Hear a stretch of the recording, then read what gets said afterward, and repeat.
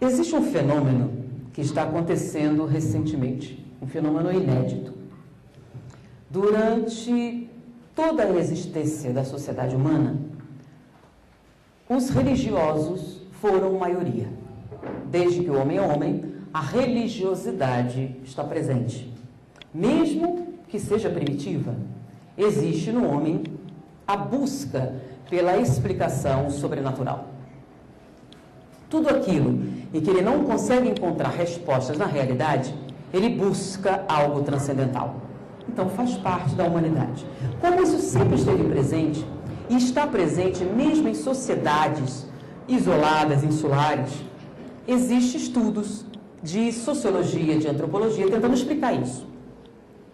A crença é da natureza humana, é um fenômeno neurológico, é um fenômeno psicológico. De onde vem essa busca por respostas? E quando não encontra, por que as pessoas inventam respostas? Então, há vários estudos sobre isso. E como a maioria absoluta e esmagadora dos seres humanos é de religiosos, supõe-se que haja alguma relação, quer dizer, algumas correntes científicas, uma relação genética com a necessidade das crenças. Então, muitas pessoas acham que a crença é essencial para o bem-estar físico e psicológico do ser humano. Porém, existem ateus. O que vem a ser um ateu? É aquele que não acredita num Criador, em algo que dê origem ao que acontece na realidade. Existem os materialistas, que não acreditam em nada além da matéria. Nem todo ateu é materialista. Existem ateus, ou seja, não acreditam em Deus, mas acreditam em alguma coisa que seja imaterial. Isso significa que ele não é um materialista, apesar de ser ateu. Mas todo materialista é ateu. Porque o materialista não acredita em nada além da matéria, logo Deus, inclusive. E existem ateus, sempre existiram, mas eles nunca foram números expressivos. Justamente por isso, não há um estudo específico sobre o desenvolvimento do ateísmo, por assim dizer. Então, dentro da história, se sabe que períodos muito difíceis há um aumento dos ateus. Então, pós-Primeira Guerra Mundial, pós-Segunda Guerra Mundial, em determinados eventos cataclísmicos, é muito comum pessoas se revoltarem, dizer, não acreditam em Deus, porque Deus não existe, porque isso aconteceu, então não pode existir. Então, há uma flutuação nesses períodos. Mas fora daí, nunca se expressou até mais do que 0,3% a 0,8%. Então, no auge do desenvolvimento, ele nunca ultrapassou essas cifras. Então, não podemos dizer que é um fenômeno expressivo, apesar dele existir. Então, sempre se falou, com o aumento da tecnologia, será um descrédito para a religião. Não é o que tem acontecido. A religião tem se mantido constante. Bom, recentemente, no censo americano, eles observaram um fenômeno surpreendente. Houve uma alteração estatística muito significativa que eles não esperavam, não era comum e não tem nenhuma explicação objetiva. Os ateus sempre existiram, mas normalmente os ateus são adultos e principalmente homens de meia idade. Então são pessoas que foram religiosas e abandonaram a religião, então se tornaram ateus. Não é comum você ter crianças ateias, a não ser que seja de uma família de ateus, como não são expressivos, você não tem um número assim. Normalmente, as crianças seguem a religião dos pais. E os ateus são os adultos que se desencantam com ela. Então, o número aumentado de ateus acontece numa faixa específica da população. Tá? Então, os ateus são mais homens do que mulheres e de meia idade. No último censo, observaram um aumento de 6% no número de ateus, numa faixa inédita da população, entre adolescentes. De onde vem esse fenômeno? Espera aí, adolescente que de repente se coloca como ateu, quer dizer, com pais que são religiosos, que fenômeno é esse? E 6%, numa cifra que é 0,3, 0,8 é algo fora dos parâmetros. Que situação é essa e o que isso significa? Existe um estudo também sobre a necessidade do homem de crer. E o que aconteceria se nós eliminássemos todas as crenças? Então, se a crença não existisse, o sobrenatural, como seria a nossa sociedade? Tá? E uma das coisas que se verificou é atrelar-se a crença no sobrenatural com a conquista de valores morais.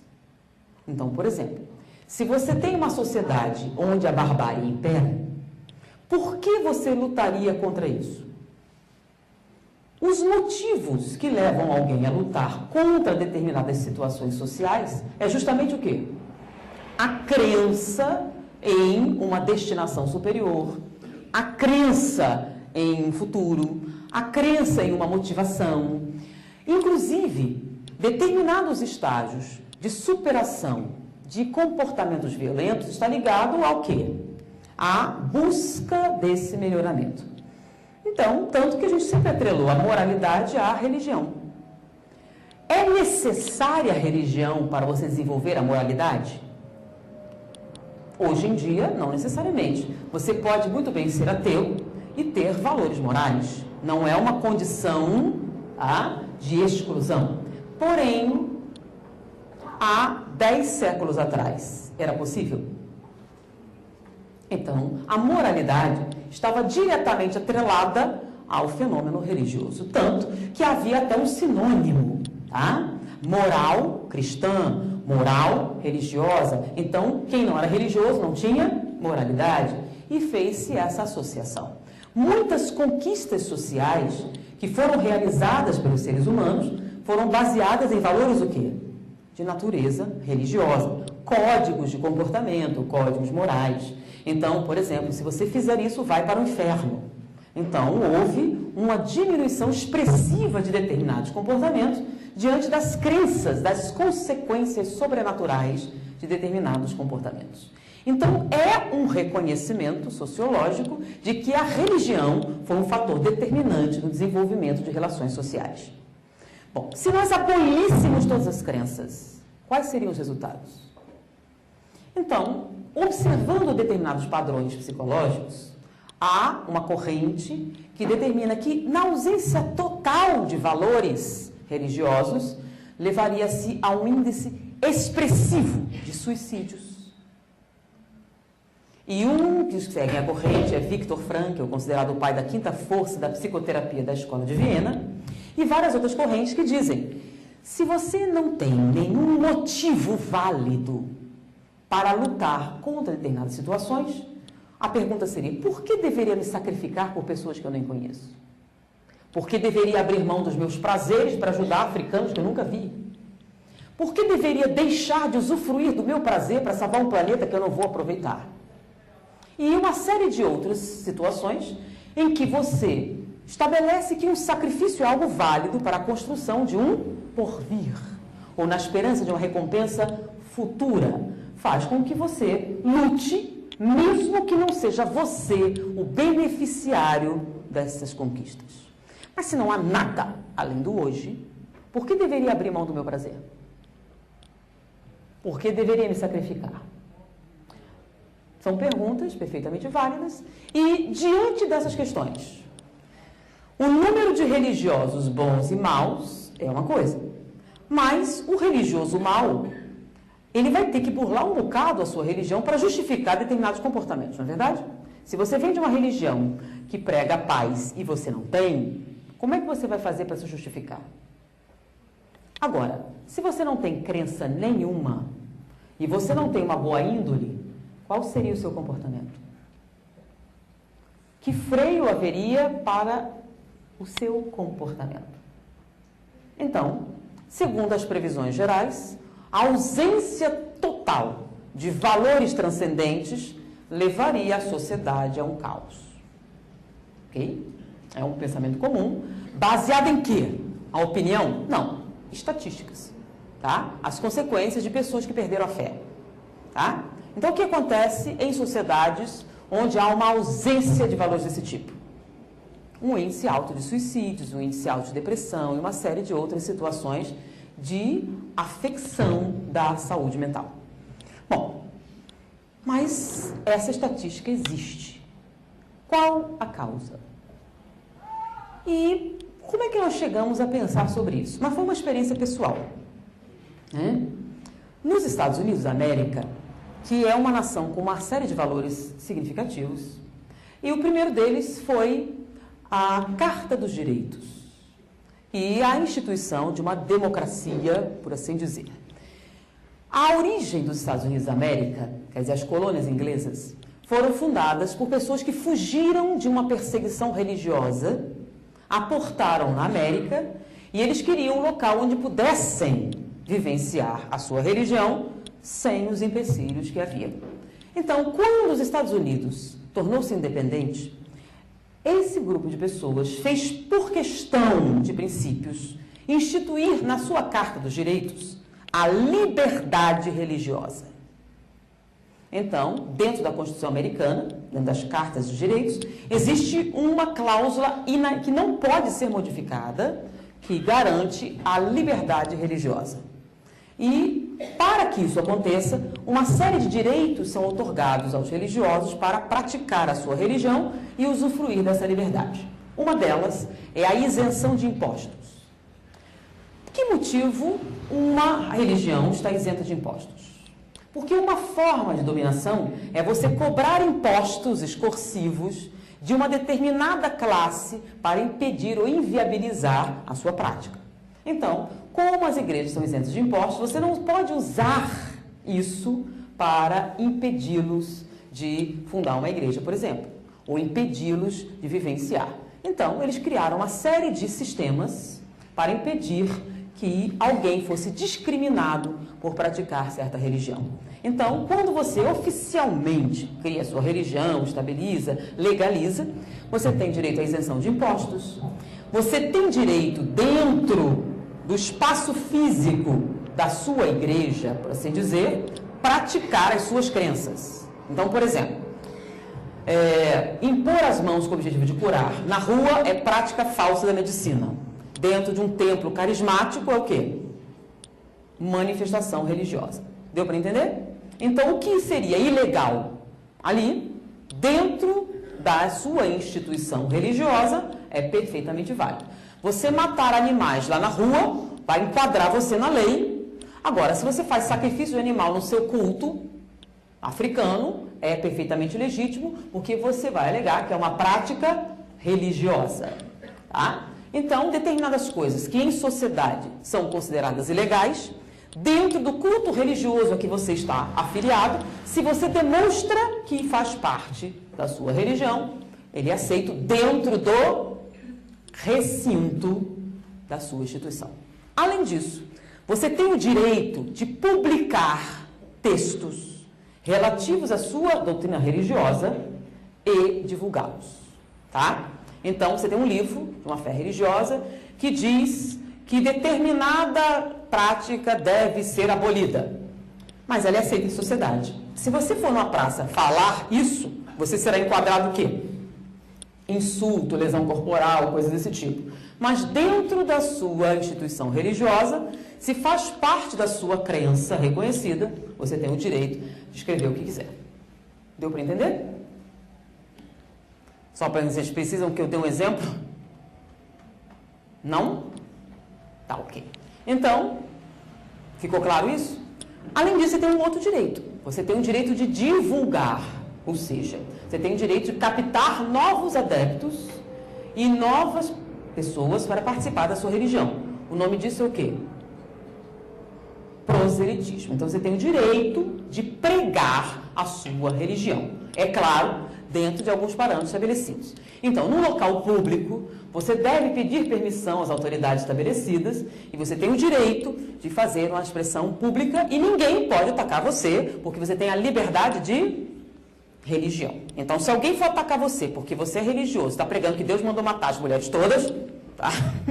Eu não posso fazer isso porque você está estabelecendo a sua fé. Ok? Então, por exemplo, é ilegal apedrejar adúlteros nos Estados Unidos, tá? Mas na sua igreja, Deus disse que é para apedrejar. Então, dentro do seu recinto, você pode falar isso, tá? Mas não pode fazer isso em determinados ambientes.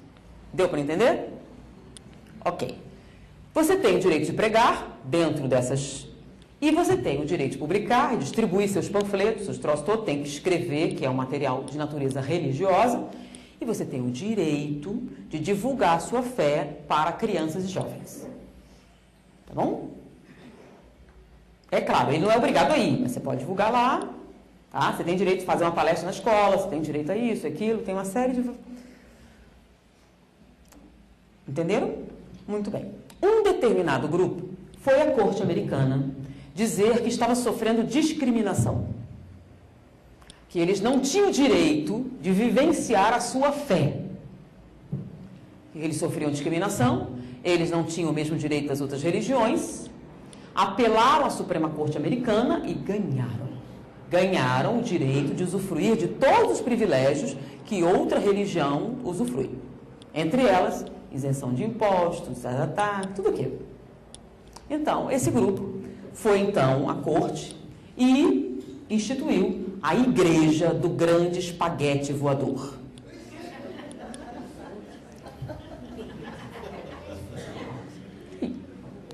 É a Igreja do Espaguete Voador.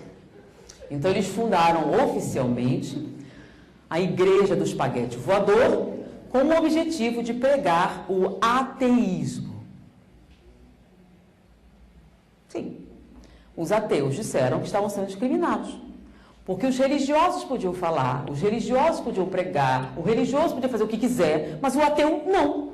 Toda vez que o ateu usava o seu direito de expressão, o religioso dizia que estava ofendido, porque ele estava ridicularizando a sua fé. Aí ele diz assim, então eu não tenho liberdade de expressar a minha fé? A minha fé é que Deus não existe. Tá? Você tem fé que existe. Você acredita em Deus, eu acredito no espaguete voador. Beleza. Você tem o direito de fazer isso. Eles usaram esse argumento, a corte considerou perfeitamente válida e eles ganharam. Fundaram oficialmente a Igreja do Espaguete Voador. E o conteúdo doutrinário da Igreja do Espaguete Voador é o ateísmo. Então, eles passaram a ter o direito de, dentro do recinto da sua igreja, pregar o ateísmo e ninguém tem o direito de ir lá contestar. Dentro da igreja tem direito de falar o que quiser. E você não pode fazer nada sob as penas da lei. Eles têm o direito de publicar o que quiser contra a sua religião, uma vez que são ateus, e você não pode fazer nada, nem pode dizer que eles estão sendo preconceituosos, etc., porque a fé deles é ser ateu. Deu para entender? Tem lógica? Tem.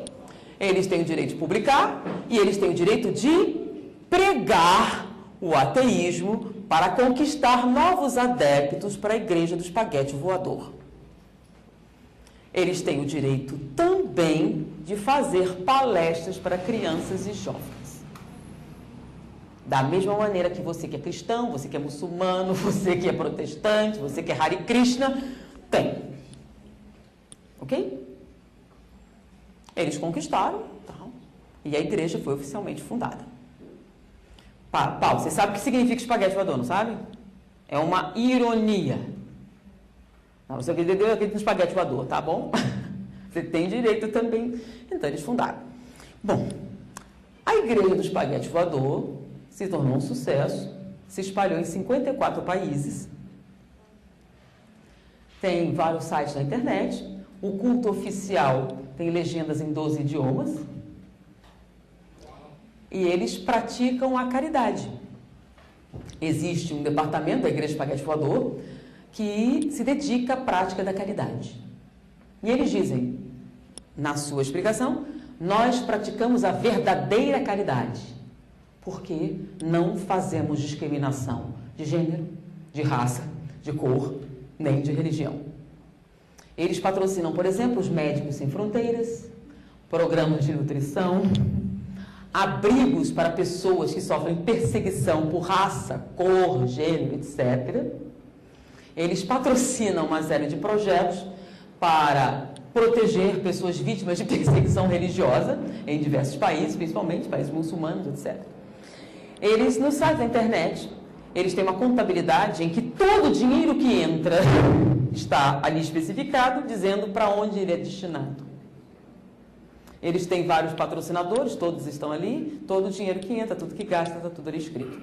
E na colocação sobre isso, eles dizem: nós praticamos a verdadeira caridade, disseram, ao contrário do nosso principal concorrente, o Exército de Salvação, que recebe doação de todo mundo, mas só ajuda quem é protestante. Ok? Com isso, existe mais algum detalhe. Por exemplo, quem aqui tem filhos, levanta o braço. Vão para a escola? Se eles disserem para você que não querem ir para a escola, o que vocês fazem?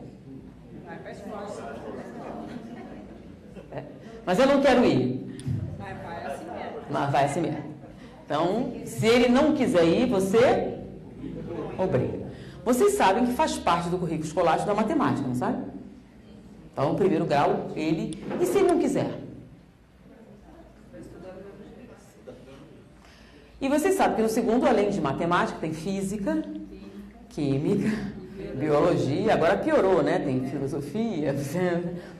Mas física, química e matemática e biologia é obrigatório ou é opcional?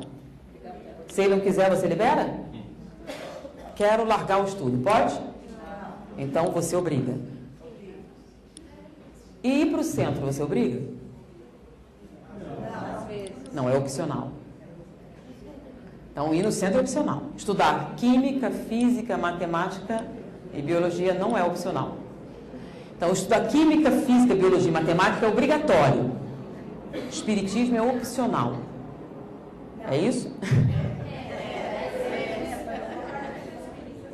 É uma pergunta, gente. É ou não é? Muito bem. Vocês sabem em que consiste matemática, física, química e biologia, não sabem? Isso. Se ele não responder conforme o professor espera, o que acontece com ele? Tem alguma chance dele passar? Não. Então ele tem que responder exatamente o que o seu professor de matemática disse que ele precisa responder. É ou não é? E você obrigou ele aí, certo? Significa que você concorda.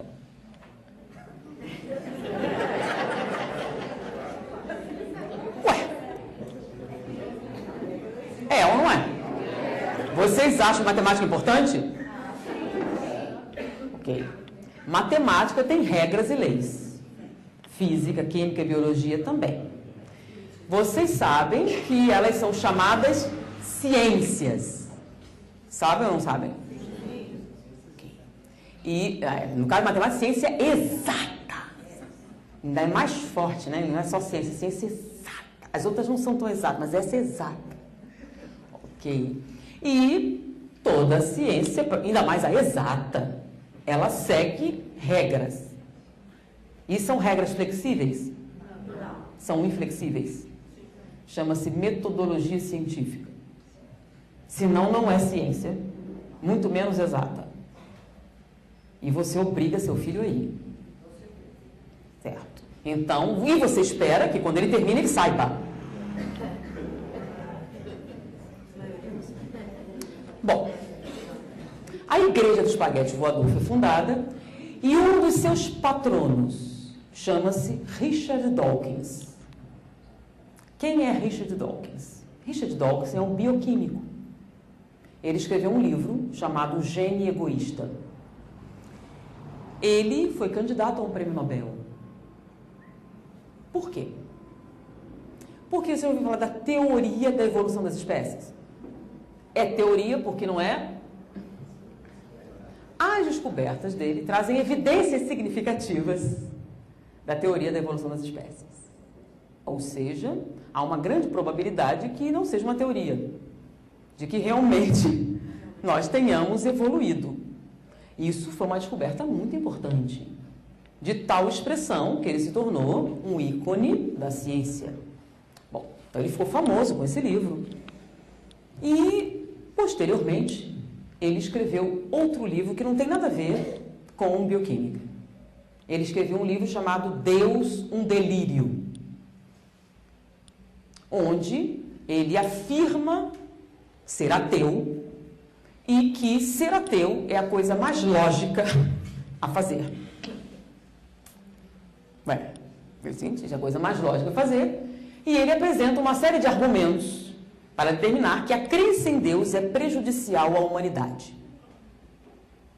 Usa para fundamentar as suas crenças a matemática, a estatística e uma série de argumentos que vêm da observação da realidade. Escreveu o livro Deus, um Delírio. O livro fez um grande sucesso. Muitas pessoas que não tinham coragem de ser ateu, depois de ler o livro, passaram a se autodenominar ateus. Mas mesmo assim não cresceu tanto a estatística. Isso é uma coisa recente. O livro já tem um bom tempo. Um livro dos mais vendidos, fazendo competição a 50 tons de cinza. Pensa bem, para um livro desse, vai competir com sexo, é uma coisa séria. Bom, Richard Dawkins se tornou, então, um patrono da Igreja do Grande Espaguete Voador. Mas ele não estava sozinho. Junto com ele, Klaus Lawrence. Klaus Lawrence é considerado um dos maiores cosmologistas da atualidade. Um cosmologista é aquele que estuda a origem do universo. É um dos cientistas mais influentes da nossa época, também candidato ao Prêmio Nobel. Não ganhou, perdeu por, mas pode ser que ganhe, então ganhou. E junto com Richard Dawkins, se autodenominou ateu e se tornou também um patrono da Igreja do Grande Espaguete Voador. Além dos dois que eram candidatos a Nobel, outros dois cientistas, nesse caso prêmios Nobel mesmo, que ganharam, também são patronos da Igreja do Espaguete Voador. 4. Os 4 juntos estão trabalhando na Bíblia Ateia, que eles esperam seja o livro sagrado dos ateus. Ué, bom, o que é um prêmio Nobel? Qualquer um pode ganhar? Não. Prêmio Nobel é um prêmio que você dá a quem? A alguém que seja reconhecidamente, tá? Um valor na área da ciência, no caso, com uma contribuição significativa à causa das ciências e da humanidade. Não é isso? Está escrito até naquele prêmio que você recebe, né? Por seus incríveis, a sua incrível contribuição para o bem-estar da humanidade. É isso ou não é? Então, a gente acha que um prêmio Nobel é uma coisa significativa? Qualquer um ganha? Então, eles são da área da bioquímica, da física, tá? Da economia. O outro não é prêmio Nobel, mas é o equivalente, que é matemático, é uma medalha Fields, que é o prêmio Nobel da matemática. São 4. E eles são os patronos da Igreja do Espaguete Voador. E você obriga seus filhos a estudarem física, química, matemática, certo? 4 prêmios Nobel dizem, dentro dessa igreja, que Deus não existe.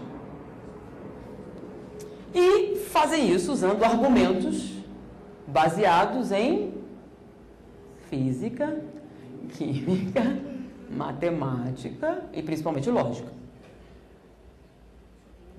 Só uma pausa em parênteses, né? Eu sei que ele informou que eu sou presidente do Centro Espírita, não foi? Não sou da Igreja do Espaguete Voador, tá? Só para constar. Via das dúvidas, né? Não sou. Sou espírita. Mas, como você tomou conhecimento disso? Assim, eu estava em casa, e meu filho chegou, mãe, vem cá ver a igreja ateia. Que igreja é? Igreja dos ateus. Não, filho, ateu não tem igreja. Não, mamãe, é a igreja dos ateus. Mas ateu não tem igreja. Se tem uma igreja, não tem ateu. Ateu não vai na igreja. Não, mamãe, eles fundaram uma igreja. Filho, ateu não funda igreja. É a igreja dos ateus. Aí disse, não pode ser. Igreja do Espaguete Voador. Que história é essa? Eu achei que era alguma piada. Não tem ensaio de moça. Não tem de falar. E aí eu conheci a igreja do espaguete voador. Estavam meus 3 filhos, um de 13, um de 15, um de 17, sentados no sofá, assistindo o culto da igreja do grande espaguete voador.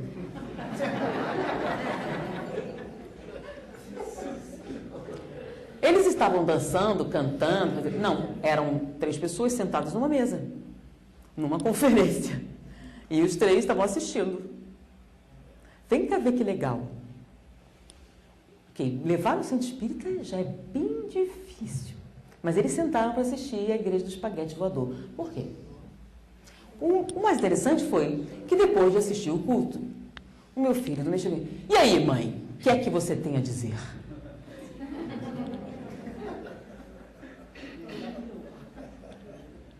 E aí, mãe, o que é que você tem a dizer? Vocês têm resposta para a igreja do espaguete voador? Sim, essa é uma questão, né? E vocês obrigam eles a ir para a escola. E se eles vão para a escola e estudam direito, eles vão ouvir falar de Klaus Lawrence, se estudarem física, e vão com certeza ouvir falar de Richard Dawkins, se estudam biologia e química, não é? E vão saber o que é uma progressão geométrica, matemática, e por aí vai. É ou não é? E vocês esperam que eles saibam. E para eles saberem, eles têm que usar raciocínio matemático e lógico. Bom, o que é que a igreja do espaguete voador diz? Então, eles fazem uma pergunta. Deus existe? Sim ou não? Vocês têm certeza? Absoluta. Bom, quando a gente diz que está tendo uma discussão racional, vocês sabem a diferença de uma discussão racional e uma irracional? Bom, para uma discussão ser racional, uma das primeiras coisas que você exige é que as coisas tenham sentido. Se não tem nenhum sentido, você diz: peraí, isso aí tá doido. É ou não é? É maluquice. Isso não faz nenhum sentido. Então você vai cobrar coerência, certo? Sentido.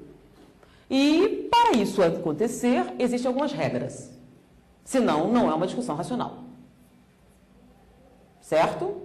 Então vamos lá. Primeira regra. Antes de começar, nós temos que saber exatamente do que estamos falando, certo? Eu começo: a manga é uma coisa ótima, isso eu odeio manga. Não, mas a manga é uma... Não, eu odeio manga. E a gente começa a discutir. Eu estou falando da camisa e ele está falando da fruta. É uma discussão racional? Por que não é racional? Porque não estamos falando... Então, se a gente vai discutir uma coisa, a gente tem que fazer o quê? Permanecer dentro do quê? Tá bom? Segunda. Ou uma coisa é, ou não é. Ela não pode ser e não ser ao mesmo tempo, pode? Isso é uma cadeira, porém não é uma cadeira, então... Que sentido tem isso? Então, se você diz que é, é. Se diz que não é, não é. Ok, mas isso é óbvio. Nem sempre. Como assim nem sempre? Por exemplo, é o princípio do quê?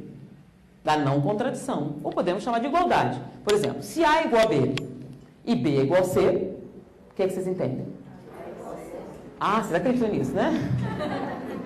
Ok. Então, se você diz que uma coisa é branca, e eu digo que branco é isso, porém vermelho, deixou de ser. Racional. Ok. E tem uma outra regra. Ou uma coisa é verdadeira, ou é falsa. Tem outra opção? É mais ou menos verdadeira, mais ou menos falsa. É meio mentira.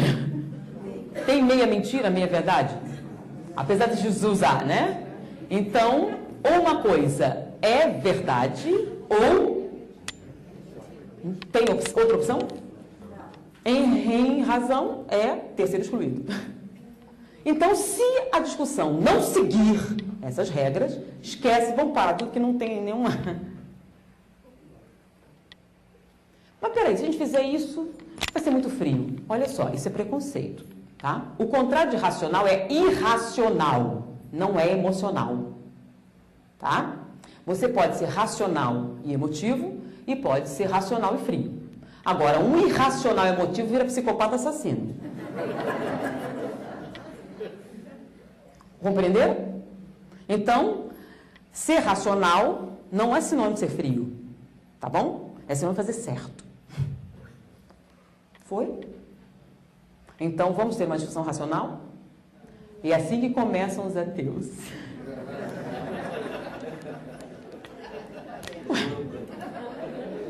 E as crianças adoram. Uhum. Bom, Deus existe? Bom. E é o criador de quê? De tudo. Então, o criador de... Bom, para ser o criador de tudo, ele tem necessariamente que ter alguns atributos. Senão, não pode ser o... Então, primeiro atributo necessário, onipotente. Para ser o criador de tudo, ele tem que poder tudo. Então, onipotente é aquele que pode tudo. Então, tudo bem, se ele pode tudo, pode ser o criador. Segunda condição, onisciente. Sabe, porque se ele não sabe tudo, não pode ser o... Terceira, onipresente. O que significa? Está em toda parte. Senão, para ser a origem de tudo, ele tinha que estar onde?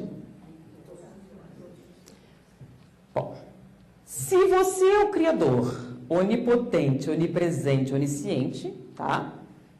Sem isso, não pode ser o criador, correto? Bom, os religiosos ainda atribuem outras coisas. Não absolutamente necessárias, mas eles põem, né? Justo. Deus é justo? Já não é essencial que seja justo, ele pode não ser, né? Mas os religiosos colocam que é justo? Justo. E outro atributo, bom. Bom, o que é justo? Uma coisa justa. Não, justo não tem a ver com bondade. Justo é o seguinte, tem a ver com merecimento. Tá? Então, você me deu um dinheiro, eu te devolvo. Peraí, isso não é justo. Eu te dei mais do que eu estou recebendo. Então, o que é justo?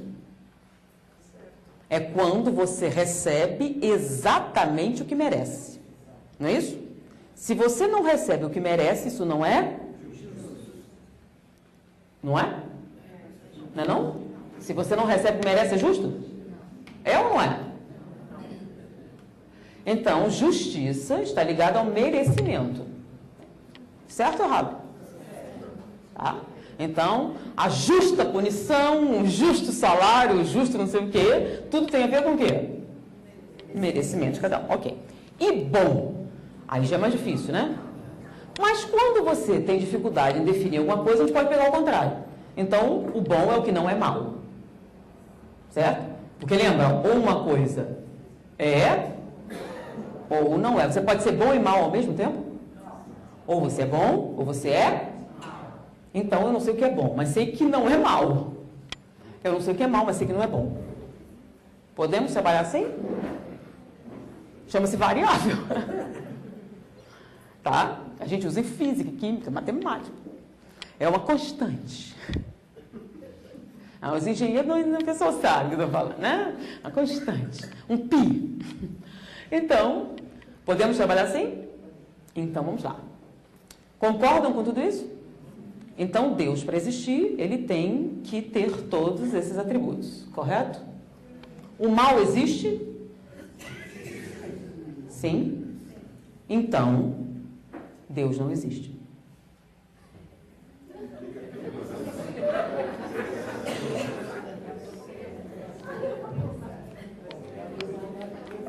Infelizmente,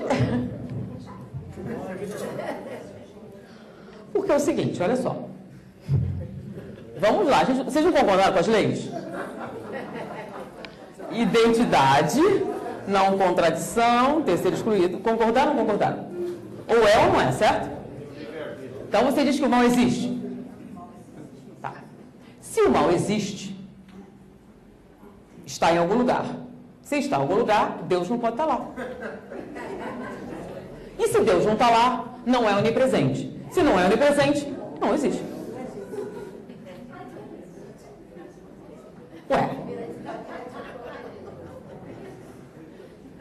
Ó, A é igual a B.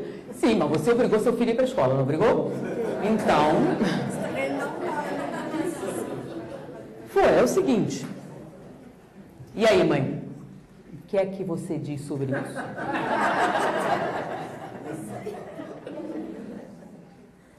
Ok, vamos frequentar a igreja do espaguete, tá bom? É isso? Não? Então, você vai ter que fazer o quê? Vai ter que responder.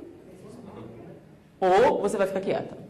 Pode ir na igreja do espaguete voador. Eu prefiro que você vá a qualquer igreja, mesmo que seja essa.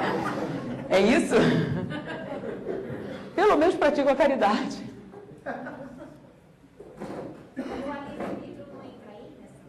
Sim, então vamos lá. Mas você continua tentando matemática? Ou você vai deixar ele desistir? Vai obrigar ainda? Bom, se você ainda vai obrigar ele a ir na escola estudar matemática, então você está dizendo para ele que o raciocínio matemático presta? Então você vai ter que responder. Tá? Então vamos lá. O mal existe? Olha, se o mal existe, ele está em algum lugar. E se ele está em algum lugar, e é o mal, não pode ser o bem. Se não é o bem, Deus não está lá. Se não está lá, não é onipresente. Existe algum lugar em que Deus não está? Não. O mal existe? Existe. O mal continua existindo. Então, onde o mal existe, Deus não está. Olha só. Lembram? Uma coisa não pode ser e não ser ao mesmo tempo. Então, se você diz que aqui está o mal e Deus é o quê? Bom. Então, ele não pode estar aqui. Se ele não está aqui, não é onipresente. Se não está onipresente, não sabe tudo, também não é onisciente. Se ele não é onisciente nem onipresente, com certeza não pode tudo. E se não pode tudo, não existe. Eu acho também que isso depende. Porque o mal para quem? Né? E se o mal vai fazer a gente ficar mais evoluído e bom, como a própria religião fala, seja ela qual for, então o mal que é para mim pode ser um bem. Então Deus existe. Então, olha só. Ou uma coisa é 5, ou 5 pode ou não ser 5 mais 2, ou pode ou não ser 5 menos 3, ou pode ou não ser 5 vezes 8? Não. Não. Então, racionalmente, não. E você não obriga seu filho a ir no centro ou na igreja, mas obriga a estudar matemática. Então, você diz para ele que matemática é essencial o quê? Ao seu desenvolvimento social, intelectual, etc. Então, você está dizendo para ele que a racionalidade é essencial. Tá? Aí, Não tem só a parte exata. Existem outras matérias também. como, por exemplo... A própria biologia não é exata. Né?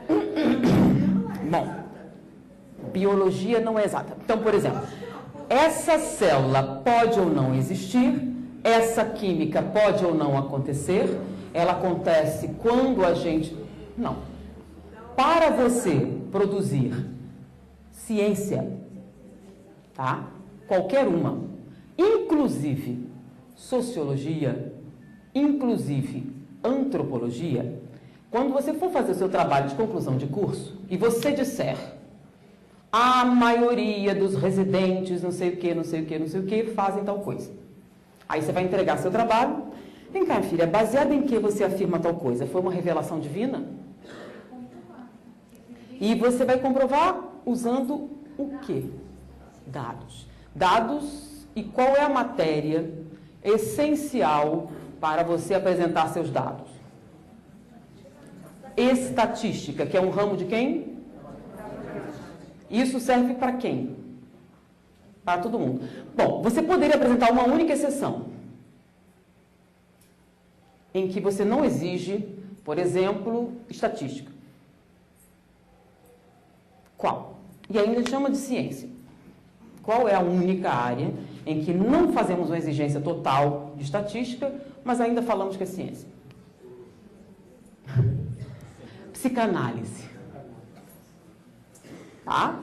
Então, quando a gente fala do inconsciente, aí esses valores tornam-se totalmente abstratos. Mas no resto, vai ter que seguir a regra. Mas deixa eu dar uma pausa, de novo. Eu não faço parte da igreja do espaguete voador. Como eu não faço parte da igreja do espaguete voador, e eu sou espírita, quais são os princípios básicos da doutrina espírita?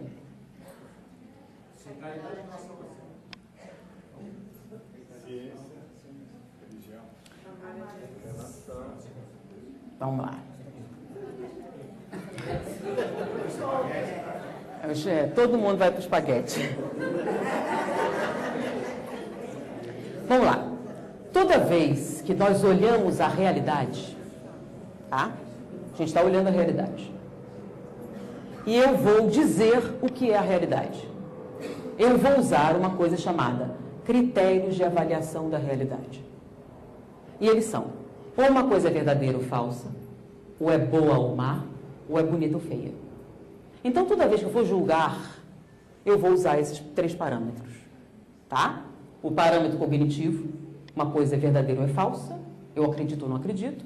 Segunda, ético, é bom ou é mal. E o outro é estético, é bonito e feio. Então, toda vez que eu julgo a realidade, eu uso isso. Porém, para escolher o que é verdadeiro ou falso, para escolher o que é bom ou mal, e para escolher o que é bonito ou feio, eu tenho alguns princípios. Tá? Se eu sou materialista e não acredito nada além da matéria, eu escolho o que é bom ou mal do ponto de vista do meu prazer. Quais são os princípios básicos da doutrina espírita que vão fazer com que a realidade que você vê seja diferente da que um materialista vê? Primeiro, Deus, imortalidade da alma, comunicabilidade dos espíritos, reencarnação e evolução. Então, para ser espírita, você precisa o quê? Se você não acredita em nenhum deles, você não é espírita. Foi? Então, o espírita, quando vai avaliar a realidade, ele parte do princípio que Deus existe. Ele parte do princípio que existe vida após a morte. Ele parte do princípio que os espíritos se comunicam. Ele parte do princípio que a reencarnação é um fato e aceita a evolução. Então, toda vez que ele vai dizer se uma coisa é verdadeira ou falsa, boa ou má e bonita ou feia, ele parte desses. Foi? Então, é claro que para ser espírita, não só você tem que ter certeza. Então, nós estamos no primeiro. E vocês estão com dúvida.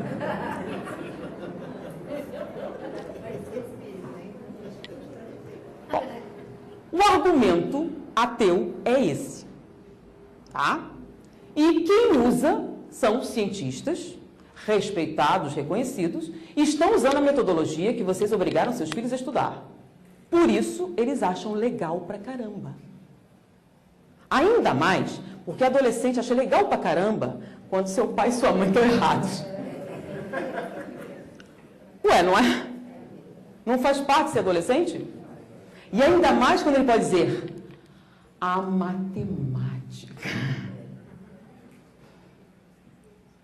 Eu tenho um de 13, um de 15 e um de 17. E o meu de 15, eu digo: e aí, mãe, o que você tem a dizer? Bom, a gente tem o que dizer? Tem ou não tem? Peraí, racionalmente não? Livro dos Espíritos, alguém tem um? Racionalmente não? Livro dos Espíritos. Fé verdadeira é aquela capaz de enfrentar a razão face a face em todas as épocas da humanidade. Se um dia a ciência provar que o espiritismo está errado num ponto, deixa o espiritismo seguir a ciência. O que mais? Aliança da ciência e da religião. O que mais? E o livro dos Espíritos, você abre, está escrito lá em cima, filosofia espiritualista. Se é filosofia, é o quê? Foi? Então, é mentira. Então, bora pro espaguete. E ainda fazem caridade. Livro dos Espíritos. Tem resposta? Graças a Deus. Mas vocês não lembram. Não tem problema. Tem um livro e vocês podem ler. Primeiro capítulo, não está no meio. Primeiro capítulo. Aristóteles é considerado o pai da ciência. Certo? Então, Klaus Laurens, toda essa galera respeita Aristóteles. Aristóteles diz: qual a razão da filosofia? É a busca da razão por trás de todas as coisas. E o nome da razão por trás de todas as coisas em grego é logos. Então, o objetivo da filosofia é achar a razão por trás de todas as coisas. Por que tudo é o que é?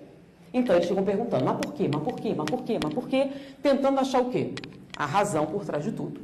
Aristóteles diz, a gente procura a razão porque nós podemos ver que existe uma intenção por trás das coisas.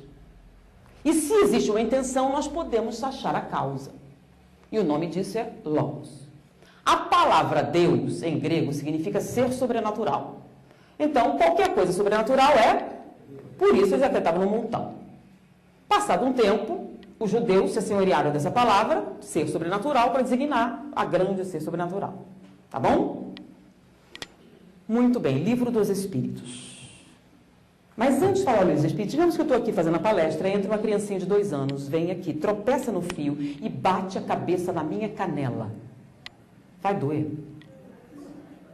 Cabeçada na canela dói? Dói muito? Ok. Devemos castigá-la pela sua incompetência? Não? Por que não? Doeu pra caramba. E por que não devemos castigar? Olha a dor.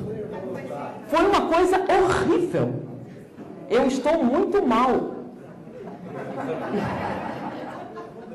Devemos castigá-la pela sua incompetência? Por que não? Porque não foi incompetente. Foi o quê?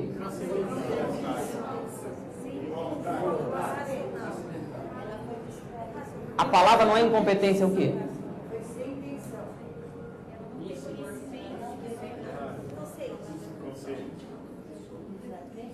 Não é incompetente, foi o quê?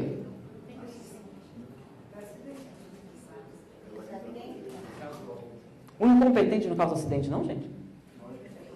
Ela não foi incompetente, foi o quê? O que é incompetência?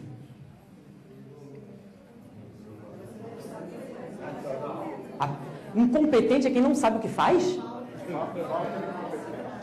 Não. Quem não sabe o que faz é o quê? Ignorante. Ignorante e incompetência são a mesma coisa? Não. O que é um ignorante?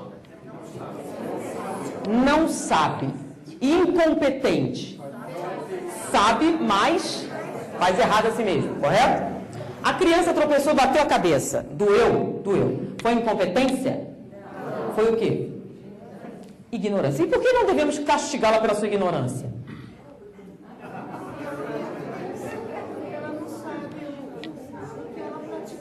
Porque ela não sabe. Não é um estado permanente, é?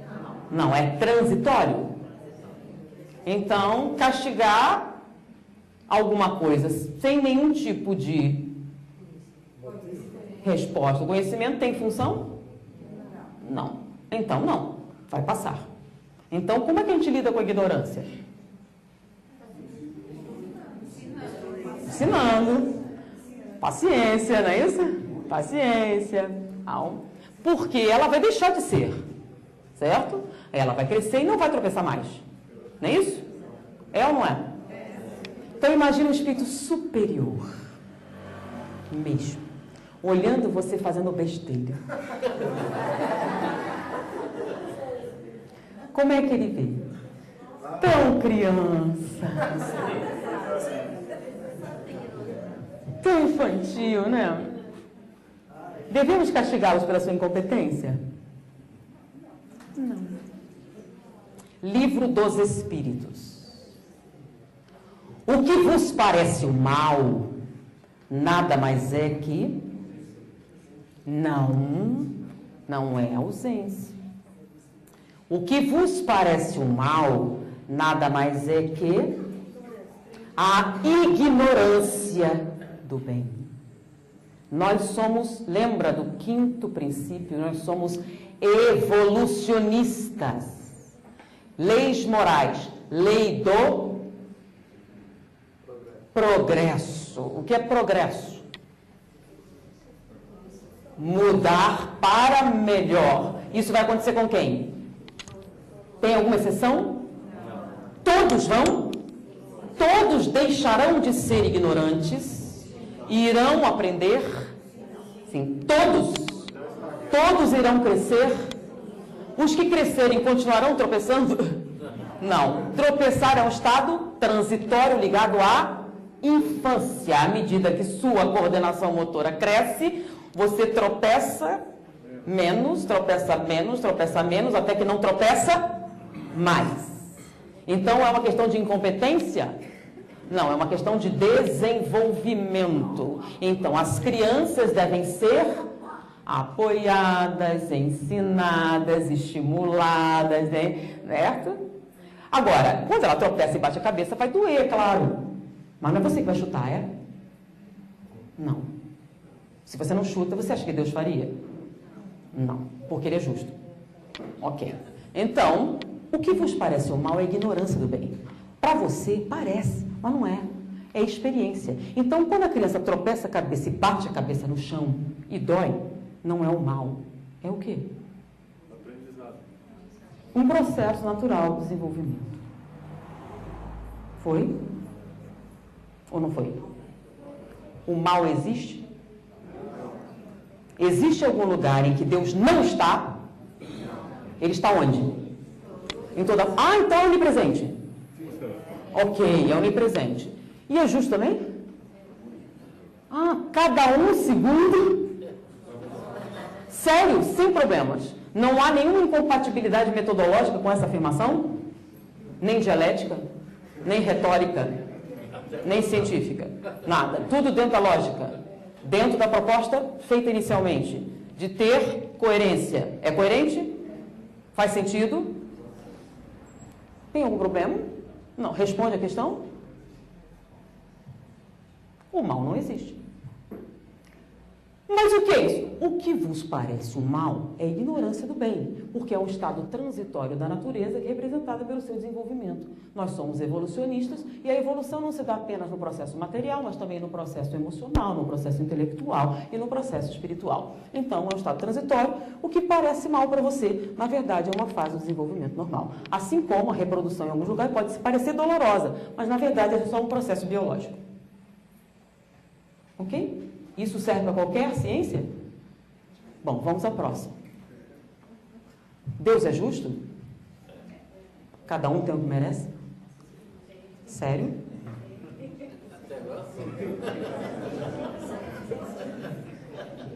Cada um tem o que merece. Nossa sociedade é justa? Não. Então não temos o que merecemos. Então Deus não é justo.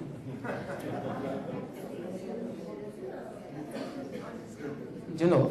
Deus é justo? Cada um tem o que merece. Nossa sociedade é justa? Não, então não tem o que merece.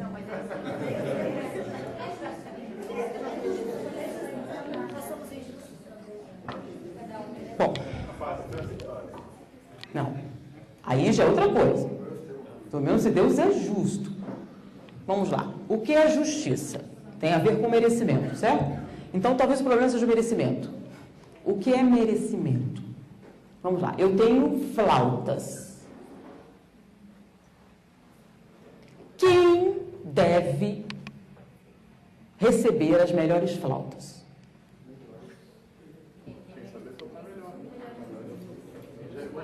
Eu tenho um monte de flautas para distribuir. Quem deve receber as melhores flautas? Quem sabe tocar? Bom, um montão de gente sabe tocar. Quem deve receber as melhores flautas? Quem toca melhor. Por quê?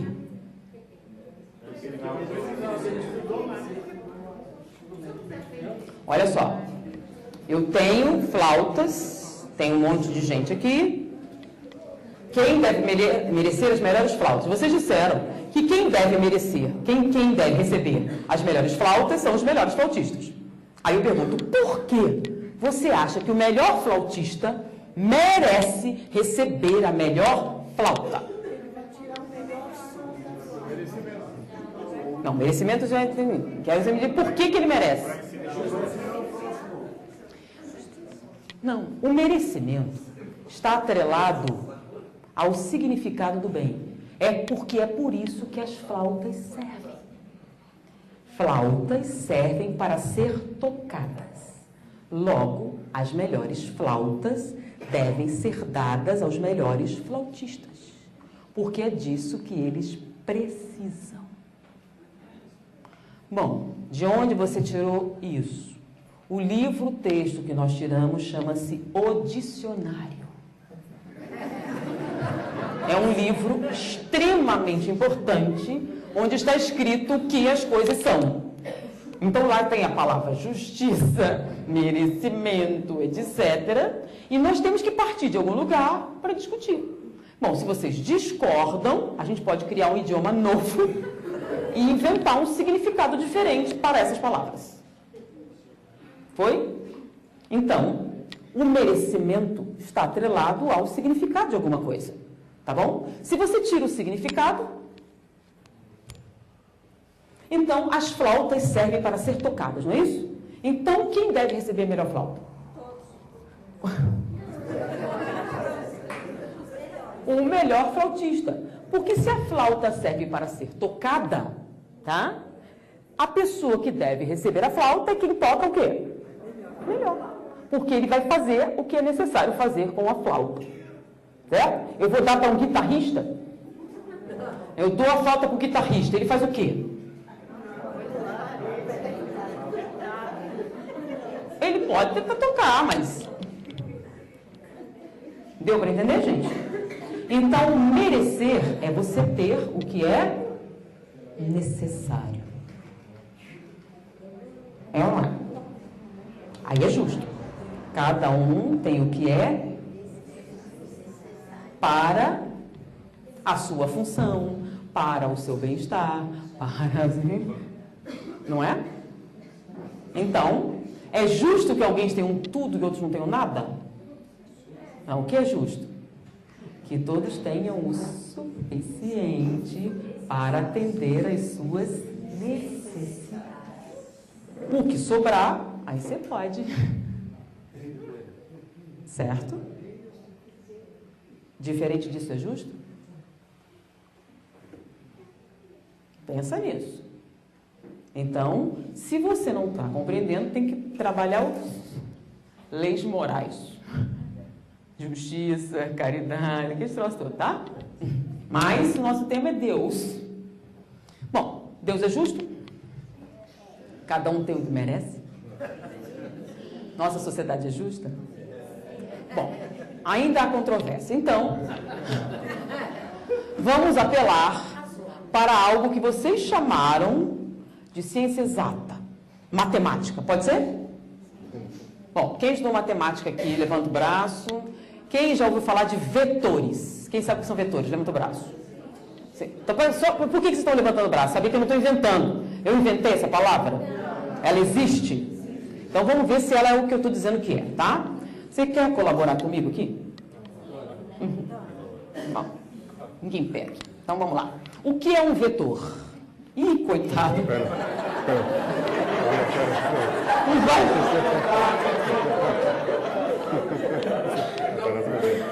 Da sua mão.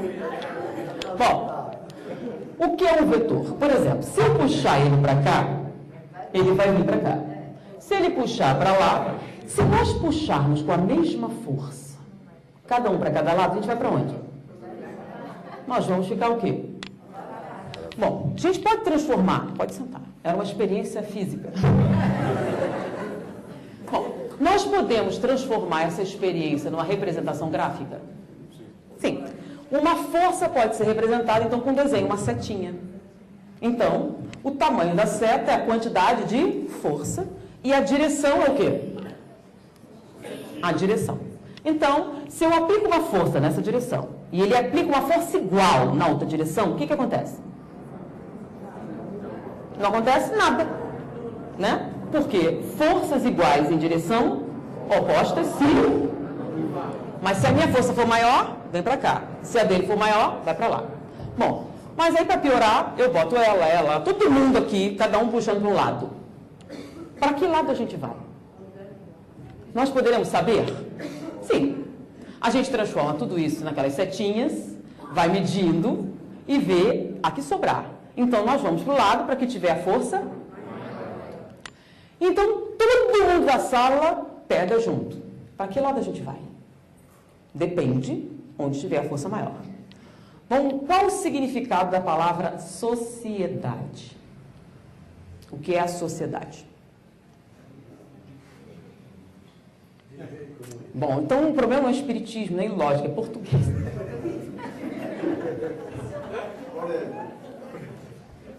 Então, o que significa sociedade, gente? É a soma de todas as pessoas, tá? Estão aqui. Não é isso? Então, a sociedade, quando fala a sociedade, está falando de quem? Todo mundo. Todo mundo. Então, todo mundo está aplicando uma força na direção. Para que lado nós estamos indo? A sociedade está indo para onde? Para o buraco? Tá? A sociedade está indo para o buraco. Então, a cada dia que passa, nós estamos pior. Estamos. Então, nós estamos mais pobres, mais doentes, mais ignorantes, mais... Tudo isso? Vamos lá. Tudo isso, certo? Vamos lá. 1792. Um divertimento popular era acender uma fogueira e queimar um gato. Juntava a família, acendia a fogueira e botava um gato para queimar. E todo mundo ria enquanto ele queimava. E o legal é que depois que queimasse, a gente ainda podia comer. Tá? Quando não tinha um gato para queimar, nós podíamos fazer uma cesta de piquenique, pegar as crianças e assistir um desmembramento. Ou seja, um martelo quebrava o joelho de um cara, depois o outro joelho, depois o cotovelo, enquanto ele era arrastado por 4 cavalos. E você podia apostar quanto tempo ele ia durar. Isso era feito em São Paulo. Também na França. Então, era popular. Na Inglaterra, você assistia o enforcamento. Juntava, todo mundo se arrumava, os burgueses, e iam assistir o enforcamento. E aí eles falavam, quanto tempo ele vai ficar sacudindo? E aí você apostava e tal. Tinha prêmio, essas coisas todas. Tá? Era muito comum. Vocês já ouviram a expressão salvo pelo gongo? Sabe de onde veio? Veio da Inglaterra. Depois de um tempo, a Inglaterra é uma ilha, o cemitério ficou cheio. Não cabia mais gente. Eles resolveram, então, tirar uma alçada grande para poder enterrar mais gente. E quando foram abrir os caixões, descobriram muita gente revirada. Entenderam que eles foram enterrados vivos. E o pessoal ficou, já pensou ser enterrado vivo é uma coisa terrível. Então eles criaram um sistema para isso não acontecer mais. Eles enterravam a pessoa e deixavam um buraco com uma corda amarrada num sino. E todo mundo ia embora. E, se tocar, eles desenterravam. Porque ele ainda estava vivo. O nome disso era salvo pelo gongo. Isso acontece ainda? Não. A gente primeiro garante que a pessoa está morta antes de enterrar. Não ser enterrado vivo é uma grande vantagem. Tá? Se vocês chegarem na esquina e virem alguém queimando um gato numa fogueira, o que vocês vão fazer? E a polícia vai fazer alguma coisa? Vai. É capaz, se for uma criança, fazer, mas se for um gato... Lembra no YouTube aquela senhora chutando o cachorrinho? Né? Deu pro galho. Então, melhorou. Por exemplo, em 1950, o índice de analfabetismo era de 87%. E hoje?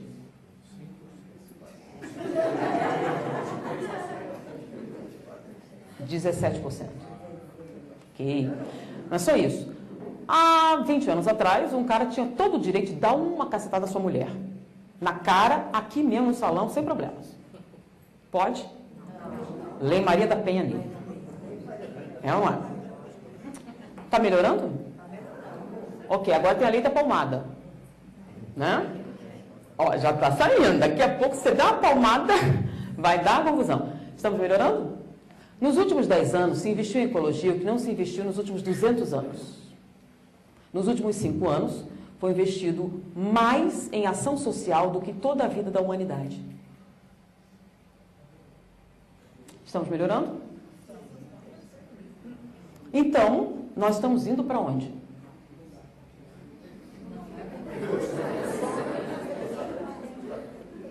Nós temos a democratização da informação. Nós temos direitos civis. Tá? O trabalho escravo está sendo erradicado atualmente em 89% do planeta. Ainda tem alguns lugares, mas é considerado ilegal. Tá? Tem algumas coisas que aceitam, mas é ilegal. Estamos melhor? E vocês podem ir para qualquer área que vocês queiram. Estamos melhor? A expectativa de vida. E a dor. Então, Deus deve ser justo, né? Mas não é só justo. Porque ele ainda tem um outro atributo que a gente colocou, né? A gente sofre sempre que merece? Não. Porque, além de justo, ele é misericordioso e bom. Então, a gente sempre sofre menos do que merece. Então, a doença é a gente que causa. Mas aí a misericórdia aparece com Tilenol, Novalgina, cirurgia reparadora, anestesia. Porque na Bíblia a mulher foi condenada a parir com dor. Agora tem anestesia. Então, não precisa mais parir com dor se não quiser. Ok? Então, nós estamos melhorando?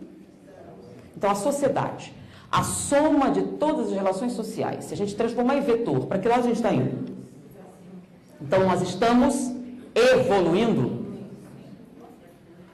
Bom, primeiro, lei do progresso. Se não estivermos evoluindo, vocês podem mudar para o espaguete voador, que isso aqui não presta. Tá?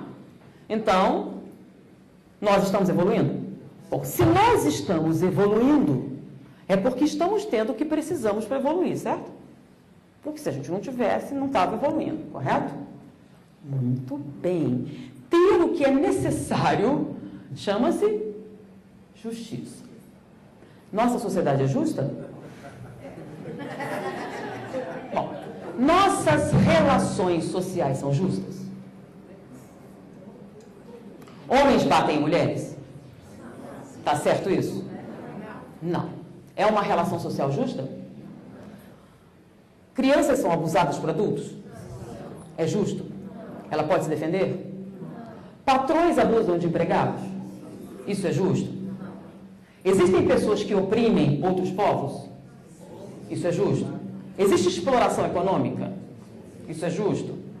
Nossas relações sociais são justas? Sim ou não? Não.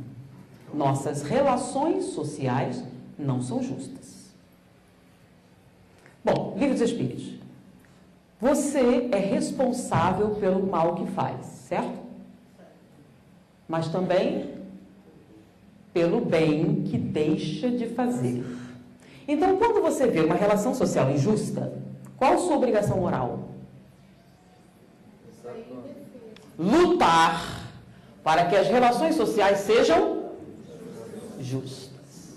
Porém, quando você vê uma relação social injusta, por exemplo, alguém roubou seu carro, é justo? Onde estava Deus que não vigiou a porcaria do carro? Poxa, ele estava ocupado mantendo a gravitação universal, mantendo a estrutura química dos corpos, mantendo as proporções, tá? Entrópicas do Sol. Por exemplo, se a gravidade mudar 0,3%, a vida na Terra se torna impossível. Tá? Mas ele devia estar vigiando meu carro. Em vez de ficar preocupado com a expansão do universo, com a produção de íons no Sol, com o eletromagnetismo, Coisa ridícula, podia estar vigiando meu carro. Não é não? Ou quando a gente vê uma coisa, onde estava Deus que não fulminou a criatura ali? Ele estava ocupado demais, tomando conta dos bilhões e bilhões e bilhões de estrelas e galáxias que estão aí, tá? Da energia que mantém tudo isso, da proporção exata. Você sabe que as marés são perfeitinhas, se mudar um pouquinho acaba tudo. Se crescer de repente 10 graus a temperatura solar, acaba a vida na Terra. Tudo isso e ele não vigiou seu carro. Que coisa, não é não? Bom, as relações sociais são justas? Não. Mas quando você vê uma relação social injusta, o que é que você, que acredita em Deus, imortalidade da alma, comunicabilidade dos espíritos, reencarnação e evolução, entende? Que aquela relação que você está vivenciando é o que você necessita para o seu desenvolvimento espiritual. Chico Xavier tem uma metáfora linda. A evolução só se dá através da desidratação. Ou você sua trabalhando ou chora sofrendo. Mas sem desidratação não tem evolução. É claro que você pode escolher. Se não suar, vai ter que chorar. Mas você terá sempre o necessário para o seu crescimento espiritual, correto? Então, se o que você precisa de uma relação social injusta... Então, por exemplo, Freud sempre diz que a culpa de tudo é da mãe, né? E a gente pode. A culpa é da mãe, Freud já dizia. Ok, mas como vocês são espíritas e reencarnacionistas, cada um tem a mãe que merece. Logo, nossa sociedade, ou seja, a soma de todas as relações sociais que o homem realiza é justa? Apesar das relações sociais não serem justas, é o que você precisa para crescer espiritualmente. Logo, Deus providencia, porque Ele é um cara muito, muito justo.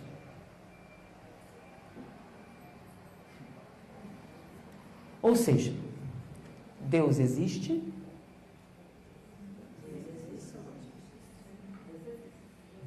É onipotente, onipresente, onisciente. Deus é justo, misericordioso e bom. Tem algum problema com a ciência, com a física, com a química, com a biologia?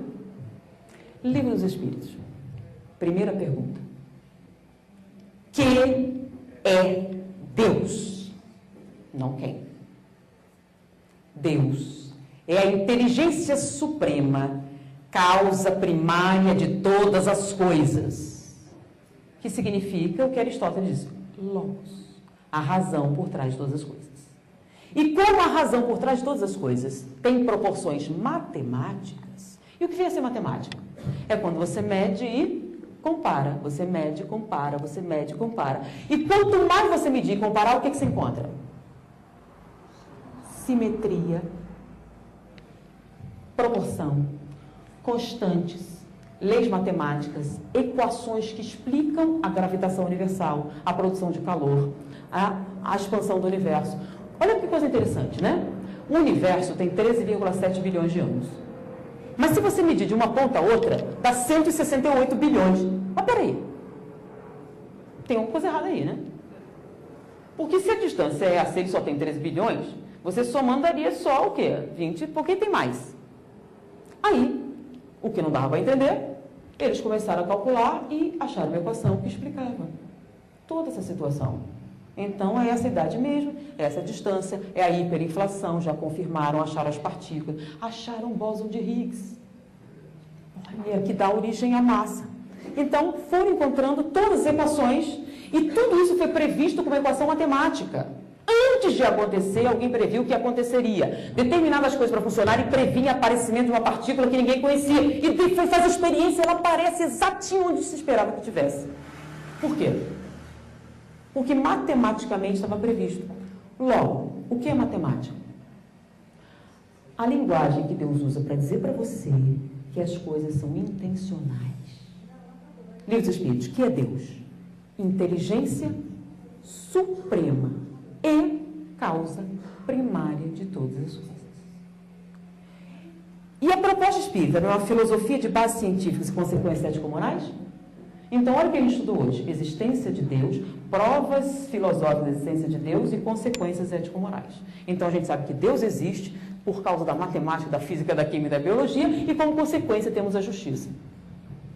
É claro que um ateu vai ouvir, e realmente todos os nossos argumentos são filosoficamente válidos, dialeticamente apropriados, retoricamente bem colocados. Eles não vão poder discutir isso, mas vão fazer a seguinte pergunta. Bom, ok, seus argumentos são válidos, porque não há nada que ele possa dizer a respeito, porque ele tem que obedecer também a... Não foi ele que começou? Não foi ele que começou com matemática? E o que a gente usou? Matemática também, agora a bola é deles. Então, bom, seus argumentos são válidos, são procedentes, porém, baseados em quê? Vocês afirmam a justiça divina. Qual é a base que sustenta, dentro do Espiritismo, a justiça divina?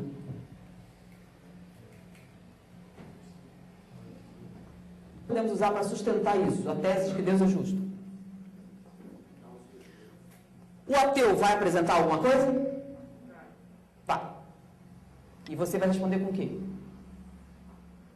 Vamos lá, ele aceita que Deus pode existir, tá? Mas, e a justiça?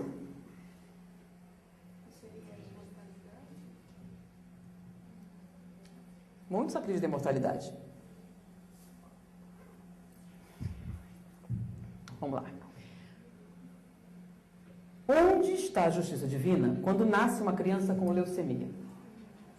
Quando um nasce rico, o outro nasce pobre. Onde um tem condição, o outro não tem. Um é saudável e o outro não é. Sim. O que é que nós usamos para justificar? Reencarnação. Ok. A reencarnação, filosoficamente, justificaria e manteria Deus justo. Mas ela tem que existir, certo? Você tem alguma evidência que sustente a sua tese na existência da reencarnação? Olha só. E aí, mãe, o que você tem a dizer sobre isso? Você pode ouvir isso? Pode. Então, você tem que estar equipado para responder. O livro do Espírito dá? Dá. Você tem alguma evidência? Então, vamos lá. Você pode pegar na internet a história de Kim Wang-Wong. Kim Wang-Wong, ele nasceu numa família e o seu pai estava trabalhando, tá? Ele tinha mudado para um outro país.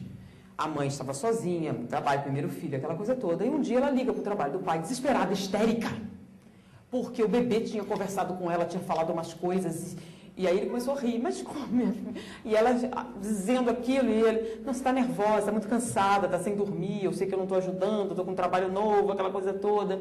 Aí ele pediu para o chefe sair mais cedo, porque a mulher dele estava tendo um colapso. Aí ele foi em casa, acalmou a mulher, olha, eu vou ajudar, eu vou dividir as tarefas, essa coisa toda. O homem promete muito, né? Na hora H. Aí ele prometeu essas coisas todas, e a mulher se acalmou. Aí ele foi no bebê, né? E a mulher mandou ela deitar, descansar, e ele foi cuidar do bebê. E aí, Kim, tudo bem com você? Né? A mamãe tá nervosa. Ela acha que você falou com ela. Não, pai, falei mesmo. Ele estava com 6 meses, como começou a falar. Com 1 ano e 2 meses, ele falava 6 idiomas. Com 2 anos, ele foi sabatinado por um grupo de linguistas. E durante muito tempo foi considerado o maior QI que já nasceu. Bom, o inconsciente não explica, porque ele só tinha 6 meses. E com 1 ano e 2 meses não dava para falar os 6 idiomas. Porque você pode ter um QI que for, mas tem que aprender de algum lugar, certo? Tirou de onde?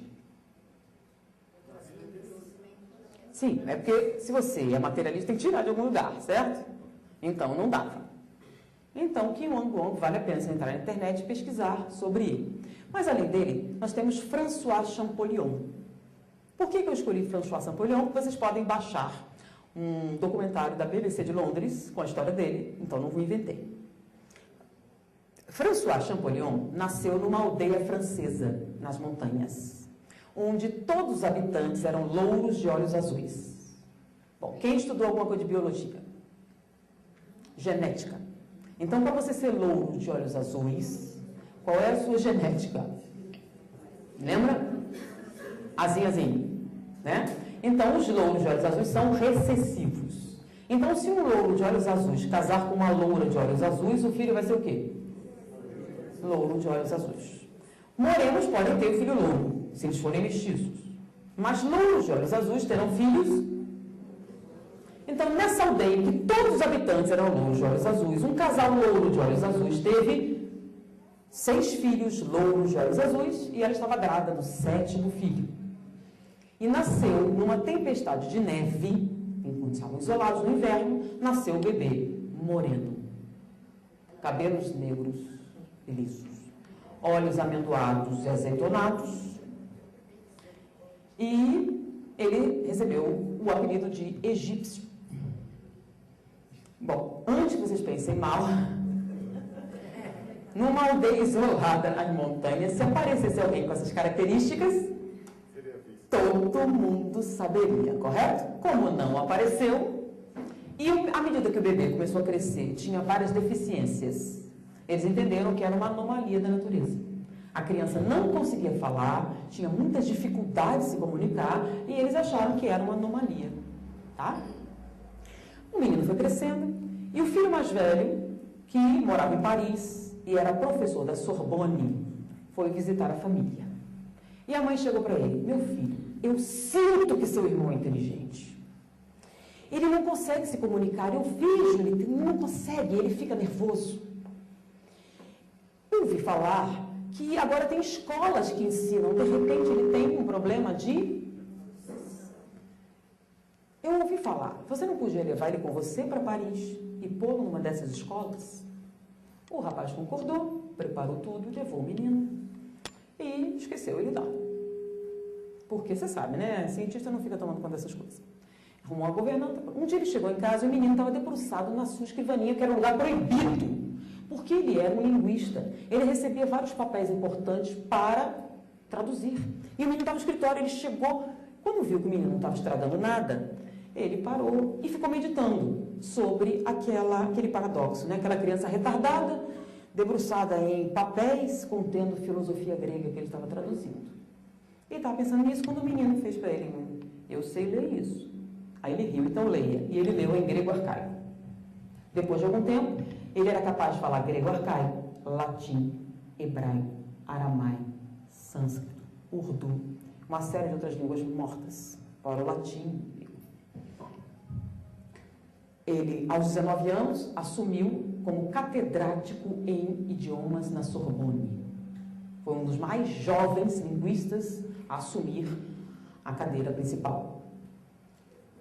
O apelido dele era o egípcio, e ele foi responsável pela tradução da Pedra Roseta, que nos permitiu entender os hieroglifos egípcios, e nos permitiu conhecer o Egito e a sua história. Mas o interessante é que ele morreu jovem, há uns 33 anos, 32, 33 anos, e vários anos depois foi encontrada a máscara mortuária de Ramsés II. E o mais interessante é que se você sobrepor a máscara mortuária de Ramsés II, é exatamente o rosto de François Champollion. Eles eram exatamente iguais, porque ele era a reencarnação de Ramsés II. Ele nunca conseguiu falar francês direito. Ele dava aula dele em grego e em latim, porque francês, que era bom, alemão, espanhol, ele nunca falou direito. Segundo informações, ele não teve reencarnações. E ele retornou para fazer isso, para que nós pudéssemos conhecer a cultura egípcia. Tá? Então, procurando a BBC, a história, vocês vão lá, eles não falaram nada, botaram direitinho, tá? Parece que a gente inventa para encaixar, mas não, isso é real. Então, existem evidências que sustentem filosoficamente a tese da reencarnação? Então, ele pode pegar que não, a gente pode pegar que sim, e existe alguma dificuldade em nós nos colocarmos deístas dentro de todos os parâmetros corretos da metodologia científica. Deus existe? Foi um prazer estar com vocês. Muita paz.